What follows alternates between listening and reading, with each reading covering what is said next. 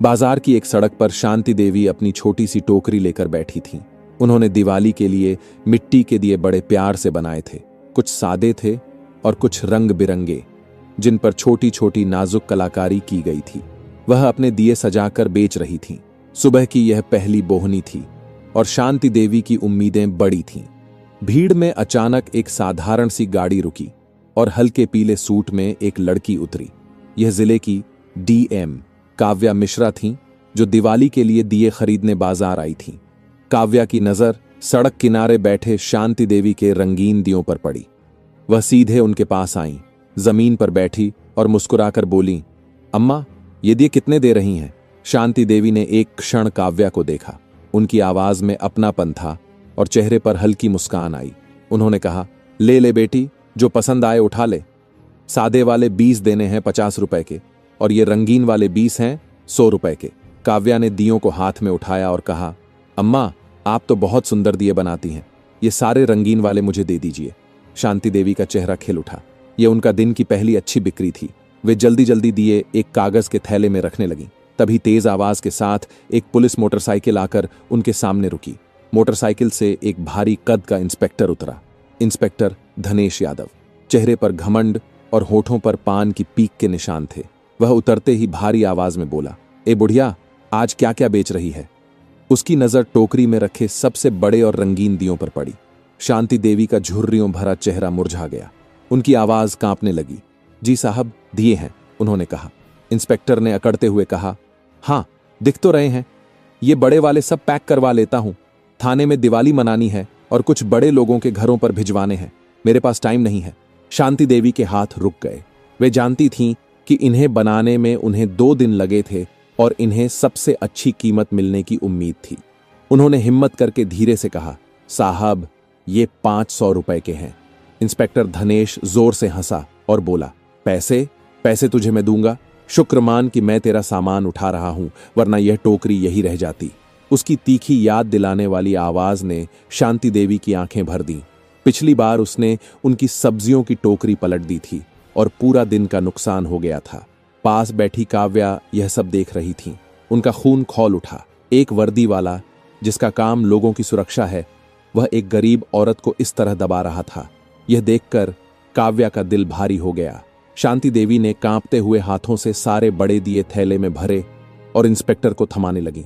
Inspector ने थैला झपट लिया और मोटरसाइकिल की ओर बढ़ा। तभी शांति देवी ने रोती हुई आवाज में कहा, साहब, घर में पोता बीमार है, दवा के पैसे नहीं हैं, आज की बोहनी भी नहीं हुई, कुछ दे दीजिए, भगवान आपका भला करेगा। यह सुनते ही इंस्पेक्टर का गुस्सा पकड़म पकड़म कर उभरा। वह मोटरसाइकिल से उतरा, तेजी से शांति देवी के पास आया और गुस्से में बोला, बहुत बात कर लेती है, पैसों की जरूरत है, रुक, मैं देता हूं। और फिर उसने बिना सोचे समझे आगे बढ़कर शांति देवी की टोकरी पर जोर से लात मारी। टोकरी गिर गई। सारे मिट्टी के दिए, शांति देवी की दिन भर की मेहनत, उनकी उम्मीदें, सब एक पल में टूटकर सड़क पर बिखर गईं। टूटे हुए दियों के टुकड़े ऐसे बिखरे थे जैसे शांति देवी का दिल टूट गया हो। इंस्पेक्टर ने गरजते हुए कहा, ये तेरे पैसे हैं, और धमकाते हुए जोड़ा, कल अगर यहां बैठी दिखी तो सीधे हवालात में डाल दूंगा, समझी? कहकर वह अपनी मोटरसाइकिल स्टार्ट करके वहां से तेजी से चला गया। पूरा बाजार एक पलों के लिए सन्न रह गया। सबने देखा, पर किसी ने कुछ कहा नहीं, क्योंकि सब जानते थे कि इंस्पेक्टर धनेश से उलझने का मतलब मुसीबत बुलाना है। शांति देवी बिखरे हुए दियों को देखकर बिलख बिलख कर रोने लगी। मेरा सब बर्बाद हो गया है, मेरी पूरी दुनिया उजड़ गई, वह कहती। आंसुओं से हाथ पांव गीले हो रहे थे। वह अपनी छोटी सी टोकरी के बारे में सोच रही थीं। वही टोकरी जिसमें उन्होंने अपने पोते के ठीक होने और घर की खुशियों के लिए दिवाली के दिन रखे थे। अब सब छिन गया था। ऐसा लगता था जैसे उनकी दिवाली ही चली गई हो। काव्या का दिल दुख से भर गया। वह तुरंत शांति देवी के पास गई, उनके कंधों पर हाथ रखकर उन्हें संभाला और बोली, शांत हो जाइए अम्मा, हिम्मत रखिए। उसने चारों ओर देखा। लोगों की आंखों में गुस्सा था, पर साथ में बेबसी और डर भी था। काव्या ने ऊंची आवाज में पूछा, क्या आप लोगों ने यह सब देखा? एक दुकानदार धीरे से बोला, बेटी, हम रोज देखते हैं।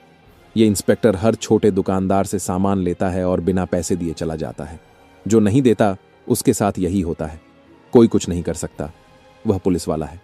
सबकी निगाहों में डर था, किसी के भी बोलने की हिम्मत नहीं थी। काव्या ने शांति देवी को पानी पिलाया, फिर अपने पर्स से नोट निकालकर उनकी हथेली पर रख दिया। 10,000 रुपए। अम्मा, यह रखिए। यह आपके नुकसान की पूरी भरपाई तो नहीं कर सकता, पर शायद थोड़ी मदद हो जाए, उसने कहा। शांति देवी ने पहले पैसे लेने से मना किया। नहीं बेटी, मैं भीख नहीं ले सकती। तूने मेरे लिए इतना सोचा, यही बहुत है। पर काव्या ने जबरदस्ती पैसे उनके हाथ में थमाए। ये भीख नहीं है अम्मा, ये आपकी मेहनत का सम्मान है, और मैं आपसे वादा करती हूं, जिसने आपके ये दिए तोड़े हैं उसका घमंड टूटेगा, उसे सजा मिलेगी। शांति देवी ने नम आंखों से काव्या को देखा और कह गईं, तुम नहीं जानती बेटी, वह बहुत खतरनाक आदमी है। उसके पीछे बड़े बड़ों का हाथ है। तुम इस चक्कर में मत पड़ो, वह तुम्हारा भी नुकसान कर देगा। काव्या ने मुस्कुराकर कहा, आप मेरी चिंता मत कीजिए अम्मा, बस अपना पता दे दीजिए। थोड़ी हिचकिचाहट के बाद शांति देवी ने अपनी झोपड़ी का पता बता दिया। काव्या ने वादा किया कि कल वह उनसे मिलने आएगी, फिर वहां से चली गई। पर उसके मन से बेचैनी नहीं हट रही थी। रात भर वह उस दृश्य को सोचती रही। एक जालिम इंस्पेक्टर, डरे हुए लोग और सड़क पर बिखरे हुए दिए। यह तस्वीरें उसकी आंखों से निकल नहीं रही थीं। अगले दिन सुबह काव्या अपने दफ्तर पहुंची, पर आज वह अपनी डीएम की कुर्सी पर नहीं, बल्कि एक मिशन के साथ आई थी। सबसे पहले उसने शहर की एएसपी आलिया राठौर को फोन किया। आलिया तेज-तर्रार और ईमानदार आईपीएस अधिकारी थीं, और काव्या की एक अच्छी दोस्त भी। काव्या ने कहा, आलिया, मुझे 10 मिनट में ऑफिस में मिलना है, बहुत जरूरी काम है। ठीक 10 मिनट बाद आलिया काव्या के केबिन में थी। सब ठीक तो है? तुम बहुत टेंशन में दिख रही हो, उसने पूछा। काव्या ने कल बाजार में हुई पूरी घटना बताई। कैसे इंस्पेक्टर धनेश यादव ने बूढ़ी औरत के साथ बदतमीजी की और उसके दिए तोड़ दिए। आलिया के चेहरे पर भी गुस्सा साफ दिखा। धनेश की शिकायतें पहले भी आई हैं, पर पुख्ता सबूत नहीं मिलते, आलिया ने कहा। और उसके ऊपर एक लोकल नेता MLA बहादुर रेड्डी का हाथ भी है, इसलिए सीधे कार्रवाई करना मुश्किल है। काव्या ने सिर हिलाकर कहा, इसीलिए मैं उसे पकड़ना चाहती हूं। मेरे पास एक प्लान है, इसमें तुम्हारी मदद चाहिए। काव्या ने अपना पूरा प्लान बताया। सुनकर आलिया की आंखों में चमक आ गई। जबरदस्त प्लान है, यह काम आज ही होगा। मैं अपनी भरोसेमंद टीम लगा देगी, चिंता मत करो। आज धनेश का कानून से सामना होगा। उन्होंने तैयारियों की रूपरेखा तय कर ली। शाम ढल रही थी, बाजार फिर सज चुका था। शांति देवी डर के कारण आज बाजार नहीं आई, पर काव्या के वचन से उन्हें थोड़ी उम्मीद थी। बाजार में वही पुरानी जगह पर एक ठेला लगा था, पर अब उस ठेले पर रंग बिरंगे पटाखे सजे थे। ठेले के पीछे एक 45 साल की औरत खड़ी थी, और उसके साथ एक लड़का ग्राहकों को सामान दिखा रहा था। यह कोई और नहीं, बल्कि एसपी आलिया की टीम के पुलिसकर्मी मंजू और अभिषेक थे, जो भेष बदलकर वहां मौजूद थे। सब्जी वाले, चाय वाले और बाकी भी अलग अलग जगहों पर पुलिसकर्मी बनकर बैठे थे। हर किसी के पास एक छिपा माइक्रो कैमरा और ईयरपीस था। काव्या और एसपी आलिया पास ही एक गाड़ी में बैठकर निगरानी कर रही थीं।